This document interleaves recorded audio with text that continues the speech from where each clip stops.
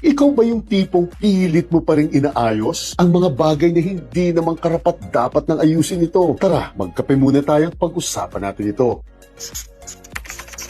Dahil may 40 bagay sa mundo na kahit balik-baliktarin mo ito ay hindi nyo maayos at wala kayong karapatang ayusin ito. Una, your past. Kung kayo po ay naniniwala pa rin na kaya nyong palitan at baguhin ang nakaraan ninyo, ay tigil-tigilan nyo na ito.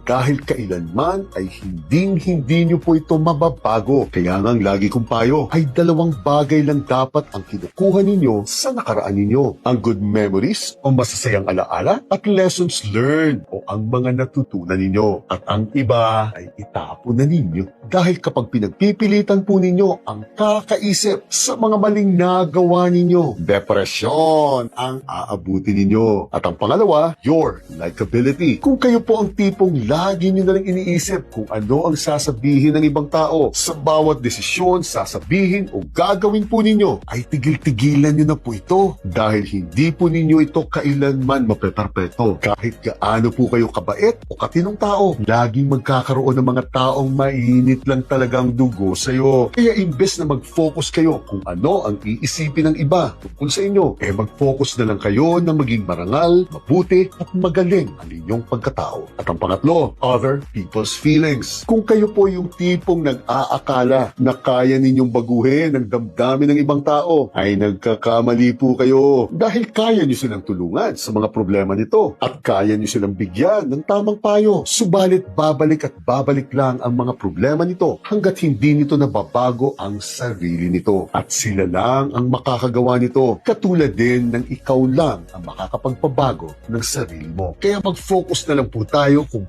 paano natin mapapabago ang ating pagkatao. At ang pangapat ay other people's ambitions. Katulad din po ng damdamin ng ibang tao, hindi rin natin kayang baguhin ang sariling ambisyon sa buhay nito. Pwede natin silang bigyan ng inspirasyon at turuan kung paano makakarating doon. Pero sa bandang huli ay sila pa rin ang magdidesisyon sa magiging landas kung saan sila paparoon. Kaya nga ang pagpapatakbo po ng ating buhay ay simple lang naman ito. Matuto mula sa pagkakamali ninyo. Mag-focus lang na maging mabuti, marangal at magaling ang inyong pagkatao. Magbigay sa iba ng tamang payo kung hinihingi ito at pumili ng mabuti kung sino ang gustong makasama ninyo sa landas ng buhay ninyo.